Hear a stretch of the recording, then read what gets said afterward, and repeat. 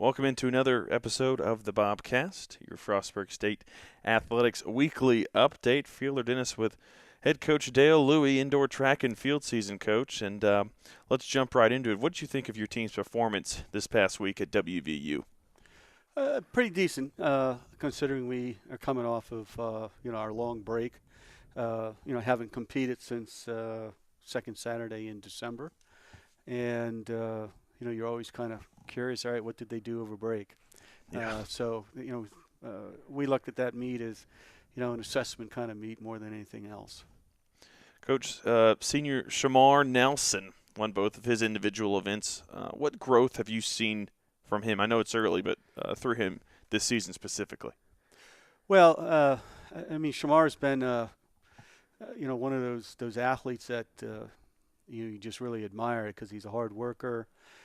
He has consistently, via that hard work, improved every single year he's been here.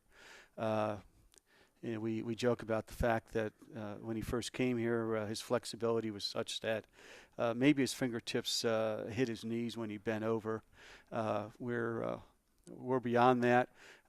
He has actually become, as he demonstrated there this past Friday night, he's actually developed into a pretty nice sprinter as well. Really a quality D3 sprinter, and that has had the impact of helping his long jump because generating speed down that runway is extremely important. But staying on the men's side of things, thrower John Kern won in the weight throw, was just 0.03 meters shy of his individual record, and that really jumped out to me. Pretty impressive considering the early stage of the season. So one would predict, at the end of this season should have a new record, right?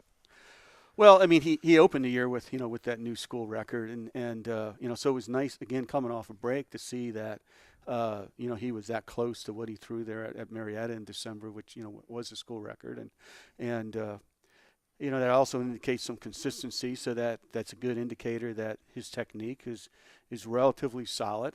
What I saw there a few times there Friday evening is he's a little bit rusty and stuff, but it's he also has been pretty impressive early on here from the standpoint of I think he's a lot more relaxed when he goes in to compete. And that's really, really crucial, in the technical events. You get a little too tight, and the odds are something not good is going to happen. Yeah. Staying with the men's, the 4x400 meter relay team won as well. How has that unit complemented one another thus far? Well, honestly, we've been mixing up the combinations. The first two meets, we'll continue to do that. One of the things we try to do is just try to explore, what are the strengths and weaknesses of some of the runners. We've got some people that start off very fast and maybe don't finish quite so strong. And how are they with the stick work? And so we're testing right now and trying to assess, what ultimately could be our best combination. We're also cognizant of, what is the meet schedule. Particularly at the conference championships. For example, the other night we had Jake Rickards running one of the 4x4s, which was a pretty heavy distance group, one of the 4x4 teams. And Jake had one of the better 400 times for us. And I know he'd love to run the 4x4. But when we get to the conference championships, he's probably going to do us a lot more help in the distance medley relay, which is back-to-back with the 4x4. So it's, we right now know that more than likely we can't count on Jake in that 4x4 at the conference championship. Maybe at some other championship that might be a possibility, like the All-Atlantic Region Championships. Their schedule is going to be a little bit different. It's a possibility that he could double up for us there. At what point of the season do you like to kind of pencil in your you compare it with other sports like starting lineup, I guess, but Right. for this part, like you said, you mix and match, but when it really comes down to see it, conference championship time, what point of the season do you like to kind of get an idea of what you want to have come that time of the season? Yeah.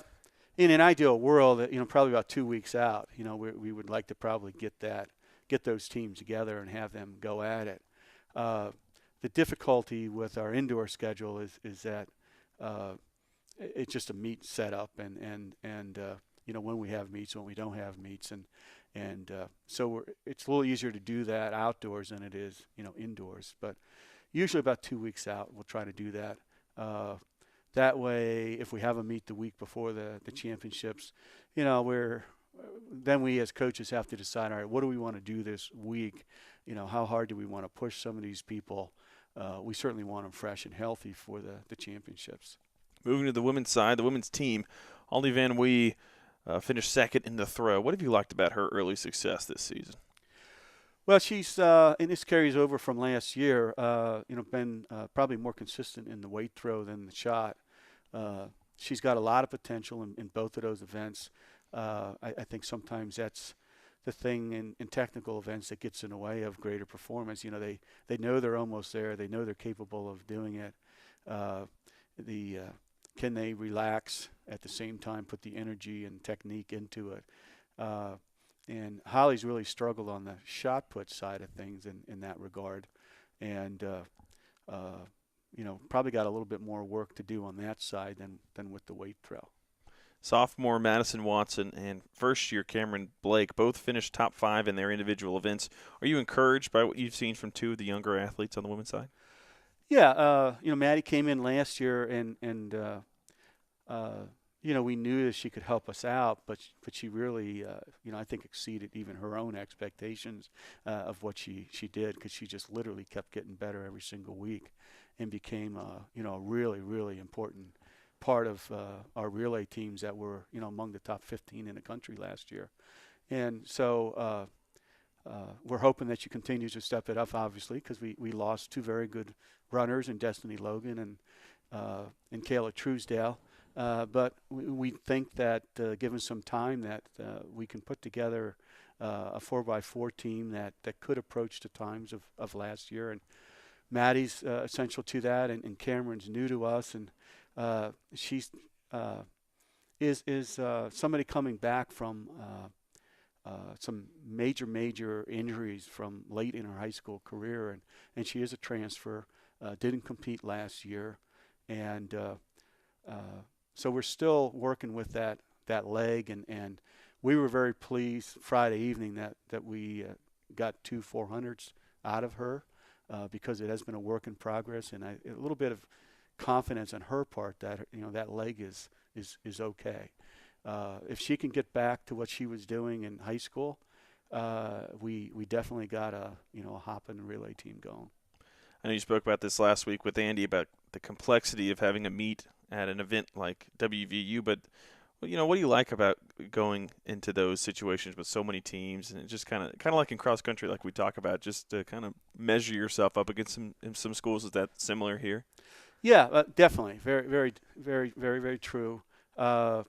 We've with track, it's so hard sometimes to tell who is going to show up at these meets. Mm-hmm. So it's a little hard to plan. Sometimes you might want to mix and match versus who's at that meet if you're trying to get a good performance and stuff.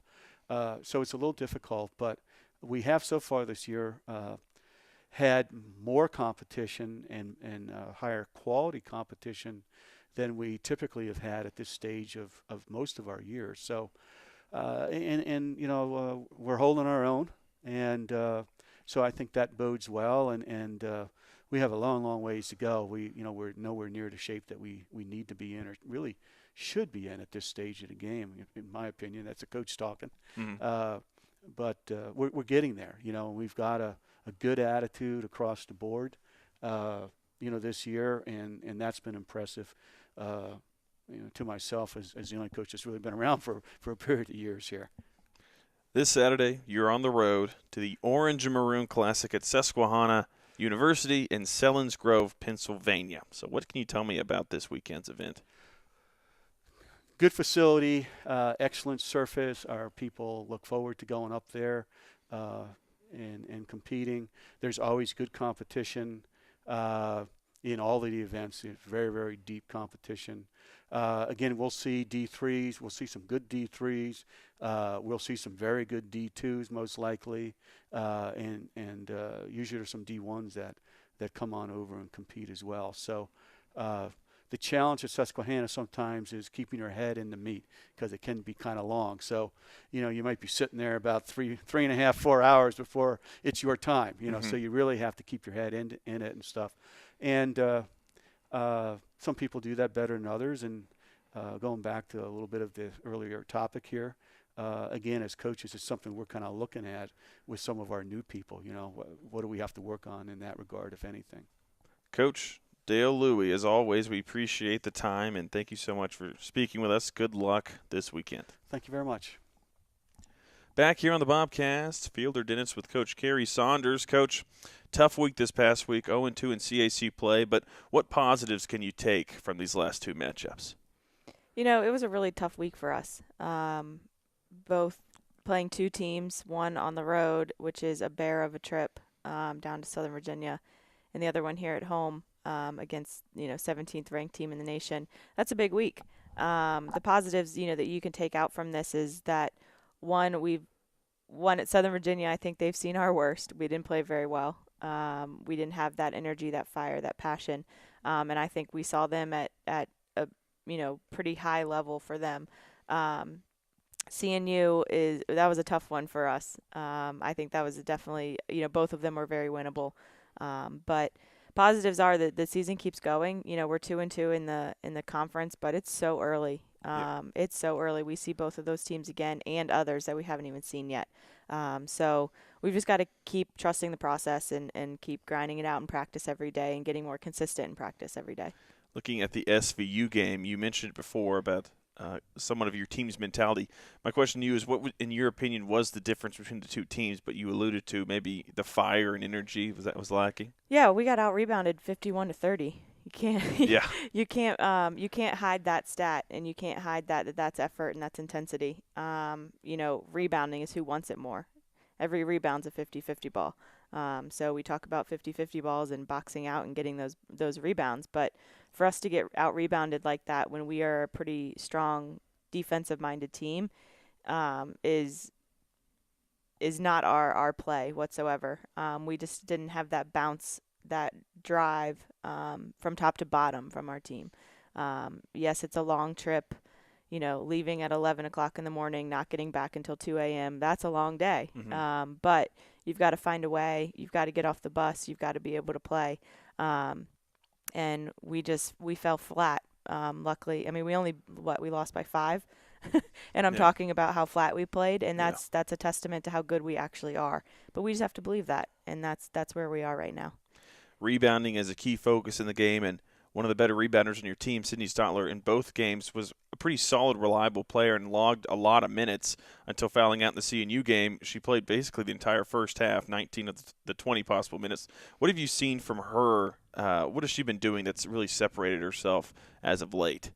Yeah, there's a lot of things that she's doing great. She is a reliable rebounder for us. But the thing that I'm looking for her, especially, she played those big minutes in that CNU game, is that just dominating presence. Mm-hmm. She's a very consistent player, but I'm waiting for her to break through to be that dominant player, especially on the offensive side of the floor. It's funny that you bring her up because I clipped a bunch of film from her yesterday when I was sitting at home, and the difference, that I'm going to show her of that bounce on the offensive side of the floor and that physicality that she had, especially I pulled some from the Catholic game, but she's who she is every single day, and that's what makes her consistent, and that's what makes us rely on her. Yeah, her game it's pretty. You can set your watch to it, I guess, in Mm-hmm. a way. You know what she's going to do, and she has her strengths, and she really utilizes them. One thing I really like about her game is her verticality. She does a great job of just going straight in the air and getting a lot of block shots, and that's important. And Yes. complements Emery. You can tell the chemistry with Amanda Emery is really strong as well. Yeah. Moving to the CNU game, your team forced more turnovers than the captains, which is really their name of the game, but couldn't get that last punch to grab the lead. What do you think was the difference in that matchup? They went on big runs. They shot the ball over 50% for the game, I'm pretty sure. And that's pretty tough. We shot the ball pretty well too. But the biggest thing that stood out to me in that game was the fourth quarter. I think we held them to like 2 field goals, but they outscored us 25-15. So we could not keep them off the line. to save our lives. I've never seen so many fouls called in the fourth quarter. But, we've got to find a way to adapt to that and win. They hit some big shots at crucial times where our defense had miscues. And so those are the types of plays that we're going to go back and look at and say, if we hadn't given up this wide open shot because we didn't communicate or that we were too tired to go close out, that's the difference. Giving up one shot, you have to think is the difference between a game, not just one shot at that moment. But I'm really proud of our fight. I'm a competitor. I don't like losing. But at the end of the day, I am proud of our fight.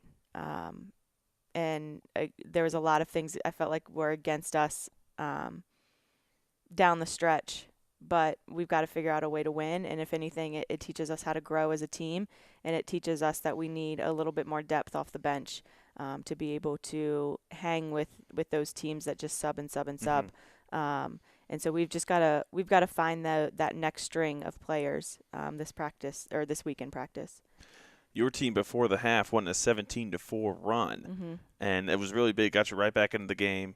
How do you carry over that momentum from making a big run going into the half and then starting that second half? Yeah, so I try and preach no matter what happens in the first half, the score 0-0 in the second half.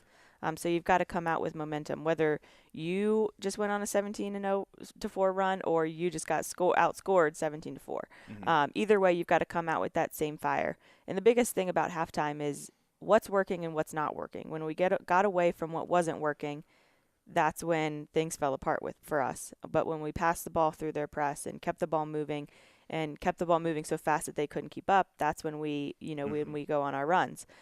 So that was what the halftime conversation was about is, I walked into halftime and I said, guards, what do you see?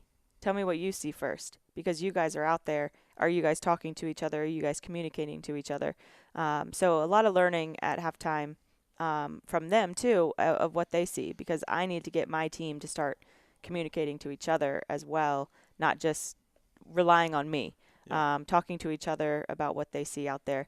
But you come back out at halftime and you've got to be able to maintain everything that you're doing. And if you're not doing it well, you've got to be able to figure out how to make those adjustments.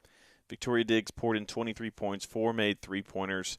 How does it always seems like she just rises up for big CAC games. I guess my question is, how does she do it every time? She's consistent because she's the same way in practice every day.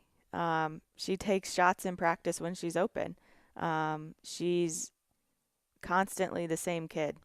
She steps up in big moments because that's just who she is and that's how she works. She's had grueling injuries, and she's been playing through them and battling through them. Yeah. And when it's go time, it's go time.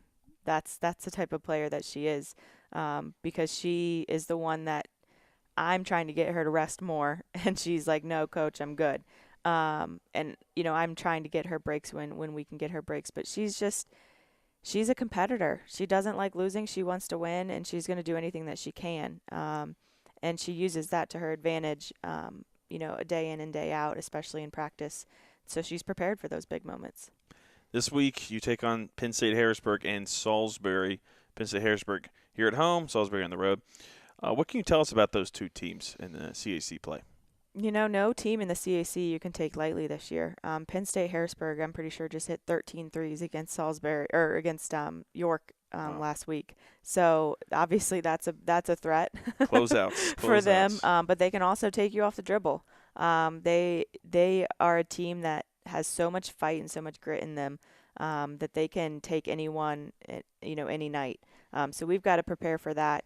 Our closeouts from the guard position have got to be better. We're getting beat off the dribble. We're late to close out. So if we can't handle that, then it's gonna be a long night from the 3-point line.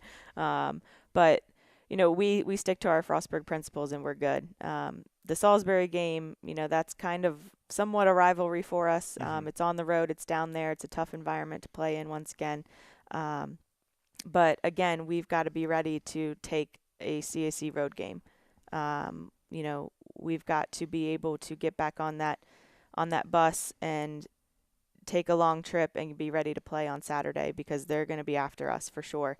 All of these teams that we play are fighting for CAC spots already, and everyone's saying that, you've got to protect your own floor, and Salisbury's going to be ready to do that. So, but this week in practice is all about us getting back to Frostburg principles, Frostburg basketball, and we'll be ready. It's maybe an obvious question, but how important is it to you to get back on track in terms of getting obviously you want to get 2 wins this week, but getting back on track in that conference play? It's huge. Yeah. It's obviously huge, but I think in order to get back on track, we have to have a good week of practice, and a consistent week of practice, not just 1 or 2 good practices. And if we get consistent in practice and we take care of ourselves, and we're not in classes right now, everyone else is going back to classes. We've got to get in the gym and put up shots and take that to our advantage, not to our disadvantage. So, we've got to get back. First game's, on Wednesday. We've got to take that one here at home, and then we'll kind of shift gears and look towards Salisbury. Coach Carrie Saunders, Coach, good luck this week. As always, we appreciate the time. Thank you. Back here for another edition of the Bobcast. We're at the men's basketball portion. Coach Sean Brown. And, Coach, let's just start. We'll start on the Wednesday's game, with this past Wednesday's game, SVU, Southern Virginia. 72-69 road conference win with late game heroics. How much situational work do you like to put in during the week before big games in the conference play? Well, we go over situational things at practice quite a bit, and it's not game specific. It's not specific to any opponent. It's just different situations we may found ourselves in. Up 8 with the ball, 3 minutes left. Down 11. And the opposite team has the ball, 5 minutes to play. All kinds of situations we put these guys in, and it's not it's not game by game specific, or team by team specific. Sorry. I saw towards the end of the game that he had the big alley-oop finish at the rim. Was that a play drawn up, or was that something just off the cuff by Edwin Cole and Pettis? No, it was something we called in the huddle. We called the time. We saw some things all game actually, and couldn't quite get the matchups we wanted, or the lineups against the defense that they were showing us, and they were doing their zones a little exotic, and it's a little bit different, especially with the length that SVU has, and they were doing some really good things in their zone, and really taking some things away, but we saw some things down the stretch. We were making plays, so we didn't have to go to it. But right there at the end, we needed a go-to play, a play that we had confidence in. Get the ball in one of our playmakers' hands. Daniel made the play, served it up to Edwin, and worked out the way we drew it up. And it's always good to get a big emphatic dunk like that. Gets the bench going. 4 starters in that game end up in double figures. How much does a balanced offense play into the game plan going into games? Well, again, it's not really in our it's not really our game plan. We're not really checking to see who scores what.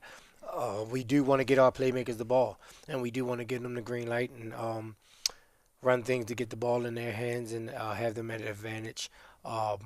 Either getting to the basket or getting wide open looks. So that is in the game plan, getting ad touches, getting DA touches. Lawrence, he has the green light. He does a really good job of controlling pace.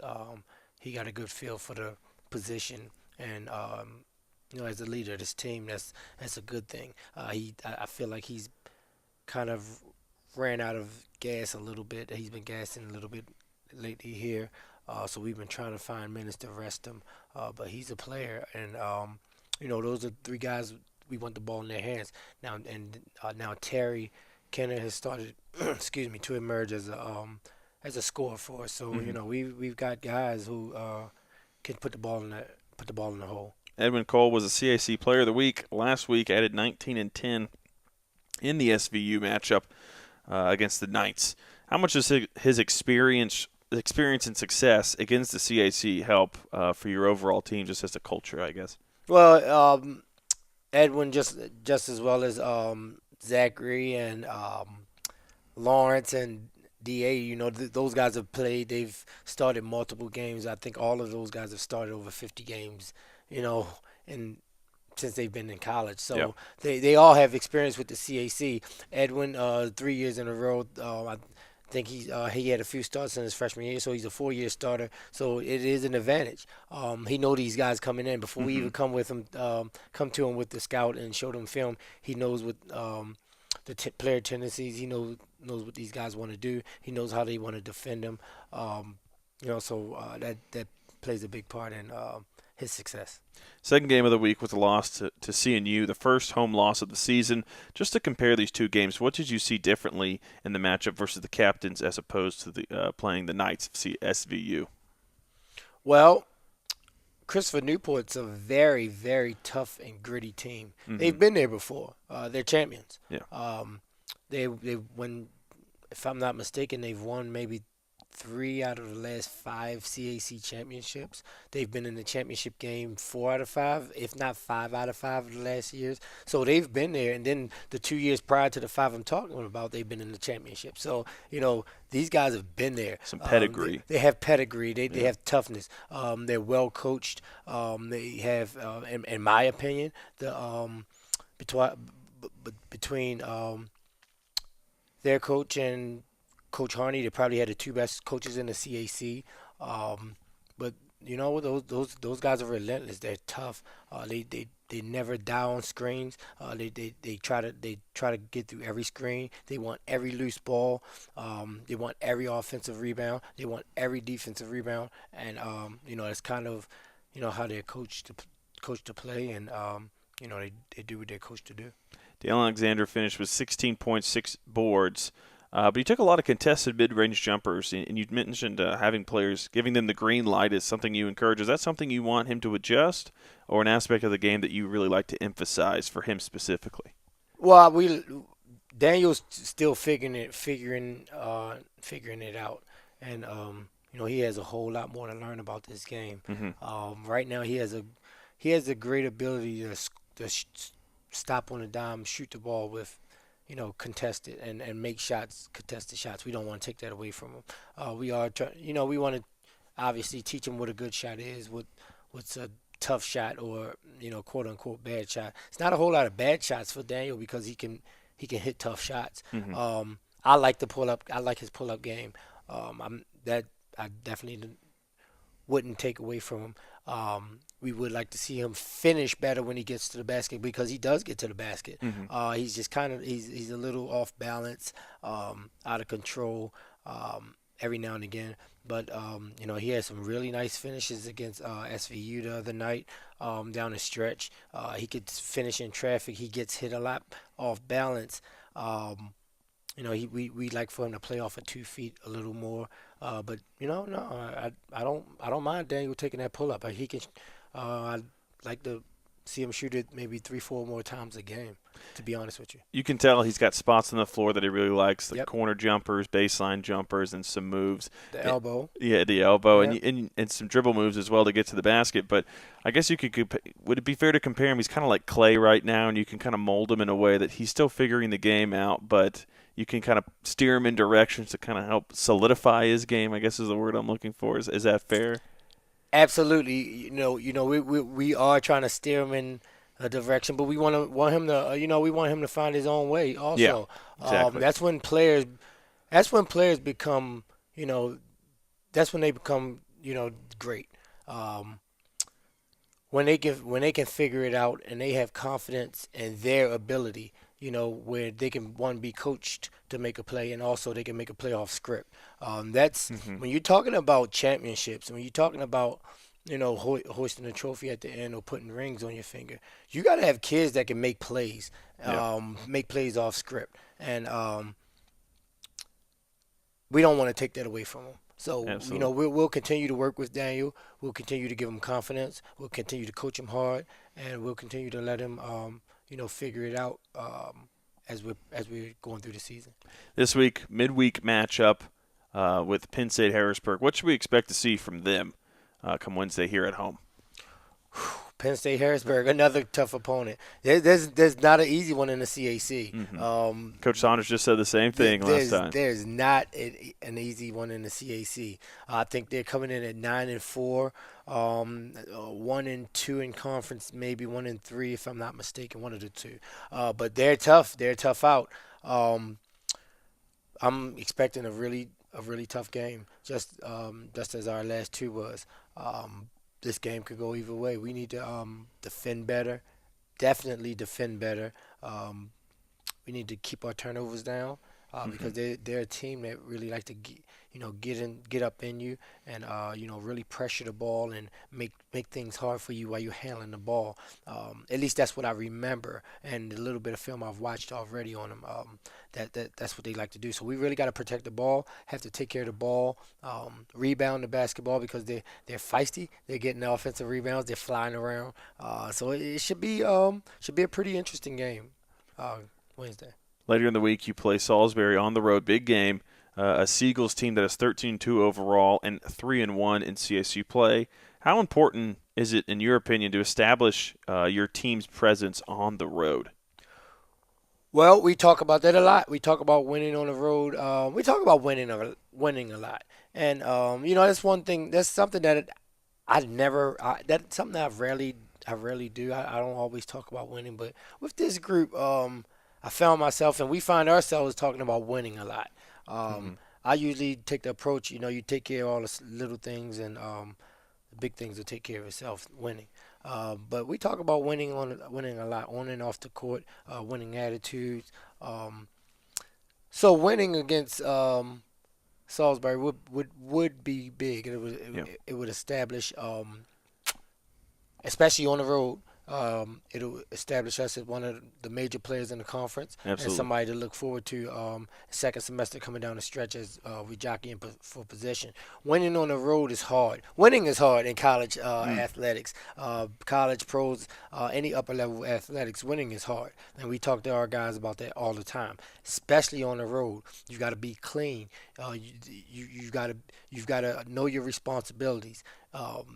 Scouting report, very, very important. Everything's got to be structured. Everything's on time. We're a lot tighter on the road because you kind of got to do everything right. You've got to play, especially in the CAC, you got to play nothing less than an A- game to win on the road in the CAC. So road victories are very, very important. Coach Sean Brown. Coach, as always, we appreciate your time here. Thanks so much, and good luck this week. We look forward to Wednesday's matchup. Thank you. Thanks a lot.